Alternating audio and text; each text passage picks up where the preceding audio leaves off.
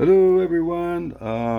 Doing a presentation that's kind of an extension on what I showed earlier about the Sandia Mountain trade route that's at the 35th latitude and the 106th longitude, which is basically based around the needle or here at the Sandia Mountains or and the Petroglyph National Monument is associated with showing these trade routes and where they extend from the Sandia going outward.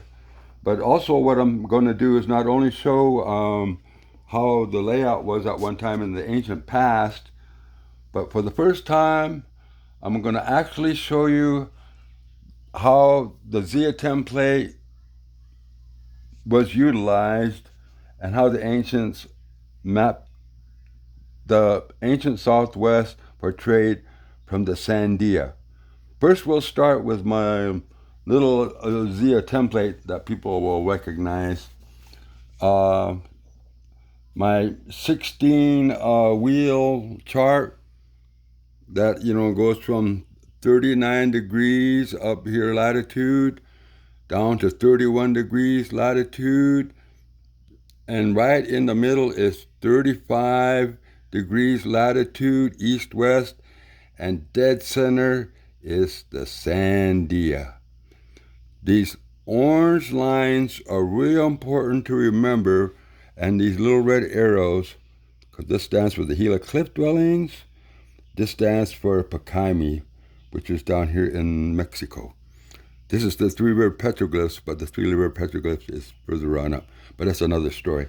But I need to show you that this is the Zia template that's made with the 1625 and the 3.25 and the 4.875, and the 6.50 and the 19.50 for east. The numbers that I talked about earlier, they're associated with this as well.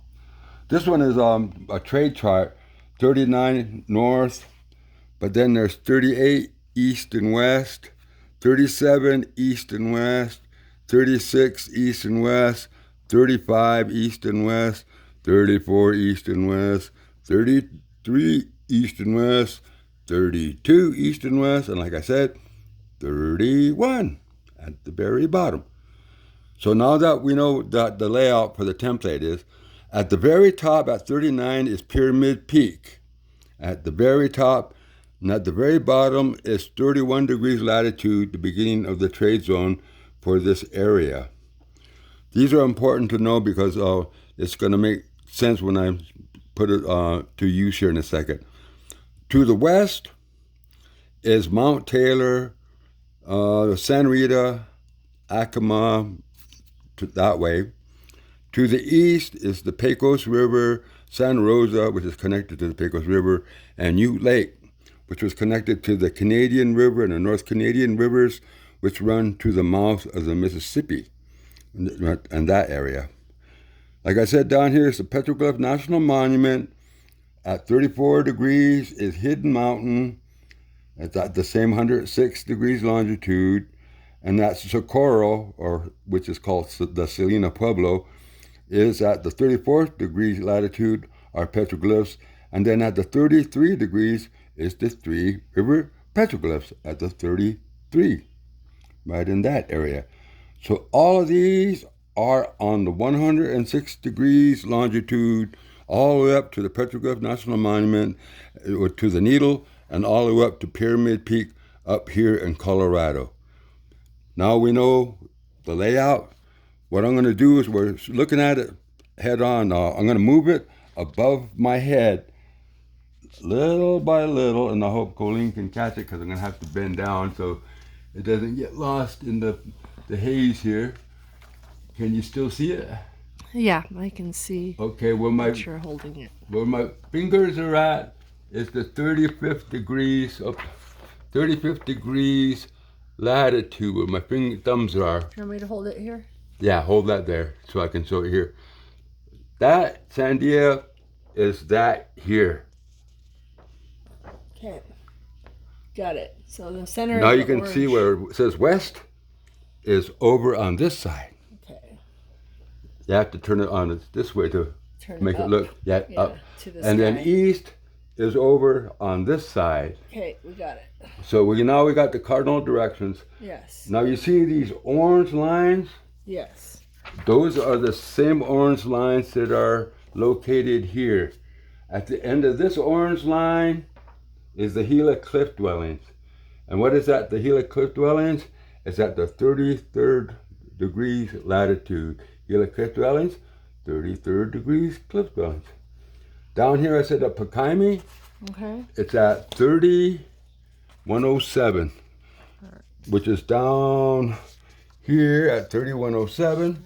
Turn it upside down for them to see that. Okay. So if you notice that Pakaimi's over here and the Gila Cliff Dwellings are over here, it's not much different than how it looks from here to over there. And if you put this above your head again and you lay it all out, this Sandia again, and you go up here to the 37, going this way, to 36, that goes to that 37, it'll take you right from the Sandias to Chaco Canyon, to Mesa Verde, to Book Cliffs, which is where the Green River is located, and all the way to the edge of what is called Aztlan, or the mid-zero point of the whole entire trade network. So all of these places that are on here you're seeing upside down right now are all associated with the alignments on here, regardless of what of these 16 are. How do I know that? It's really simple. Because if you look what I'm doing here, all of these are laid out in latitudes.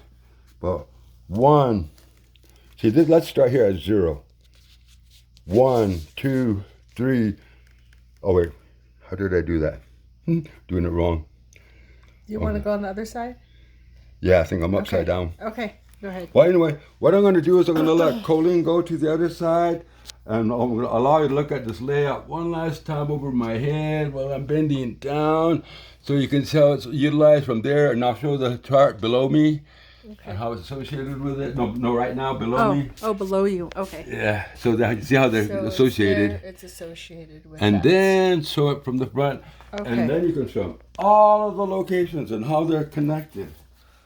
You'd be amazed at the connections that these places have. And I need a new phone, folks. See, like, all I'm doing is using my yardstick to connect the dots. That's all it basically is. See that orange? Yep. To that orange. How that works? So I'm using it as an example to start with. That orange to that orange. That works. All of these go to certain locations. The Gulf of California, Gulf of Mexico. They're all at 29.25, which is really interesting because the mouth of the Nile in Egypt is at 29.25. I wanted to show the orange because it's not the only thing that works this way, because if you look at the layout, well, let's see. I'll do another one. I have to move it down a little bit to make it work. Stonewall Gap. Got it. Connect that. Stonewall Gap. Goes to Antonito, Colorado. Ah, okay. Connected to Chaco Canyon. All right. Connected to Zuni. All the way to Casa Grande, Arizona. Oh my God, that's where Montezuma lived. Well, no, he didn't live there. Oh, is it? Okay. And you start misinformation. Sorry. You're a teacher. You're not supposed to do that. Okay, sorry. Here's the Gulf of California after Casa Grande, because it takes you right down here to the mouth of the Gulf of California, and then trade goes out that way. But any of these places that are on here, they could be connected this way, which is really weird because, let's say Gunnison over here. See Gunnison? Uh-huh. And I think it's Gunnison. Colorado. And, Wide Ruins. okay, I think here, like this is a weird one. It's all by itself, which I can't figure out. Or maybe What's at Gunnison? it was one of the ancient places up there where, like, people like the Fremont used to live. Okay. Way up in that neck of the woods. But Gunnison, for some strange reason, It's the only one that's connected. I can't find anything in it all the way to the Montagne Island, which is, literally the mouth of the Colorado River. But back to the Stonewall Gap, which went through here to Zuni. This one takes you all the way down here, right to the middle of everything. And this one takes you to the Tiburon Island and to the Angel Island, which were operated by a trade network by the Seri tribe down in northern Sonora, located at 29 degrees. So if you look at all of these little things, it'll tell you how they're connected. Now, this is where it gets weird. Aztlan. Yep. Aztlan is strategically located so that when you go from this corner of Aztlan to the Mesa Verde, to Chaco, to the Sandia, to Roswell, it takes you all the way to Brookville, Texas, which takes you right into the Gulf of Mexico, which is really weird because these other alignments go in weird directions. And then the other one that I was finding out that's in here that's interesting is, see, they're really weird because you have to play it like connecting the dots. That's the only way I can explain it. Like Mount Taylor is another one. Mount Taylor is an important trade location place too. See, look, Mount Taylor, Pouillet, Stonewall Gap. Up here is the Manitou Cliff Dwellings. I did Pouillet wrong. Manitou Cliff Dwellings, Pouillet, Mount Taylor, and all the way to the Gulf of Mexico again.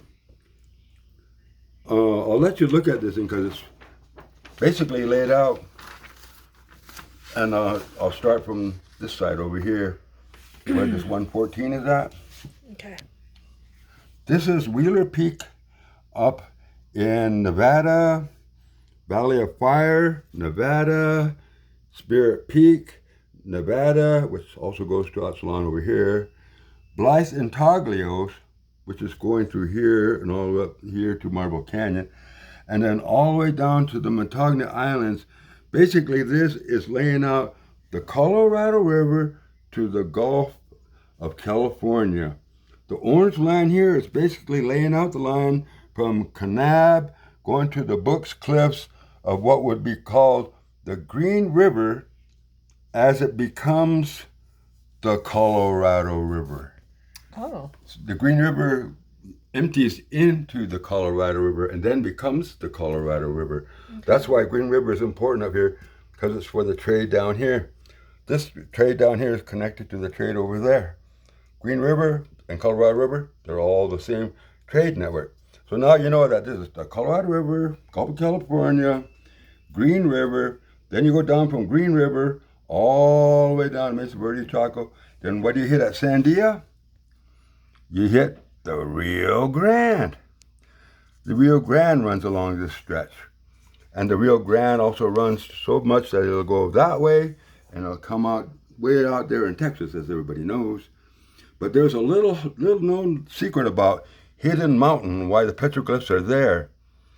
At one time, a river did run there regularly, and it was called the Rio Puerco. What was the Rio Puerco connected to?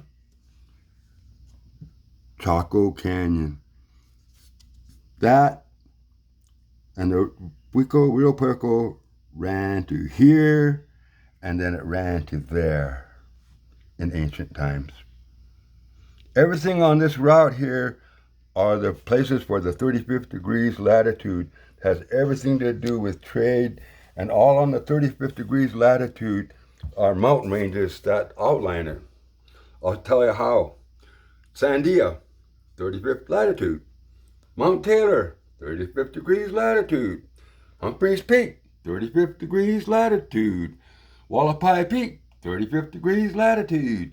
Spirit Peak in Nevada, 35th degrees latitude. Caliente Mountain in California, 35th degrees latitude. Then you go all the way across the ocean to the other side to this place called Japan.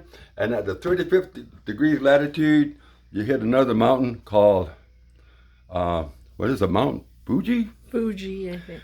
At the 35th degrees latitude. And if you go the other way from the 35th degrees latitude all the way toward the east to the other side of the world, it takes you right to the mouth, right through the mouth of the Mediterranean, right where the Rock of Gibraltar is, and it goes right next to Tangier, Morocco. Wow. But this is how the Z template and the layout worked with actual latitudes, which are these, and longitudes, which are the long ones, and the latitudes, which are these ones. Actual ones.